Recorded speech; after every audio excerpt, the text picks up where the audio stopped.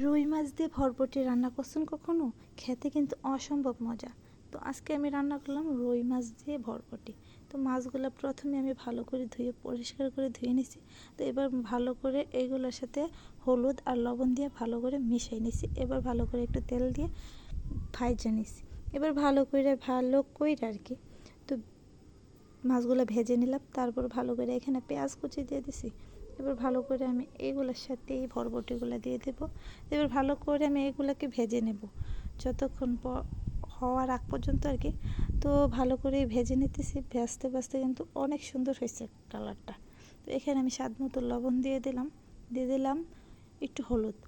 তো হলুদের সাথে কিন্তু আবার অনেকক্ষণ ভাজতে হবে। আপনার যেহেতু না ভাজবেন তাহলে কিন্তু অনেক মজা লাগবে না। তো ভাবে ভাজে রান্না করলে খেতে অসম্ভব মজা হয়। তো এখানে আমি ভেজে নিলাম। আমার ভাজা কিন্তু কমপ্লিট হয়ে গেছে। তো এখানে আমি দিয়ে দিলাম রসুন বাটা, সাথে দিয়ে দিলাম কিছু কাঁচামরিচ বাটা। যেহেতু এখন কাঁচামরিচের সিজন নেই, তো বাজারে তো হুট করে যেতে পারি না, তার জন্য একটু বুদ্ধি করে আকল করে আর কি তো ফ্রিজে আমি এগুলোকে রেখে দিছি। তো কথা বলতে বলতে এখানে দিয়ে দিলাম আরও 1 চামচ মরিচের গুঁড়ো, সাথে দিয়ে দিলাম ধনিয়া গুঁড়ো, জিরে গুঁড়ো। তো এবার ভালো করে একটু কষিয়ে নিতেছি। কষানো আমার প্রায় হয়ে গেছে। তো এখানে দিয়ে দেবো পানি, পর্যাপ্ত পরিমাণ পানি দিয়ে দেবেন। তো এখানে পানি দেওয়ার পর একটু ভালোভাবে নাড়াচাড়া দিয়ে দেবেন মাছগুলা। এবার কিন্তু অনেক সুন্দর করে মাছগুলা দিয়ে দেবেন। তো মাছগুলোর সাথে একটু ভালো করে সিদ্ধ হতে দিবেন।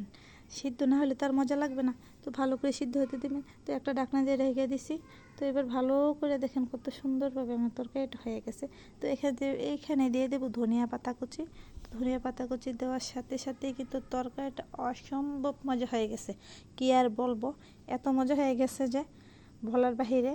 তো আপনারাও ভালো করে এইভাবে রান্না করবেন আর সুস্বাদু করে খাবেন।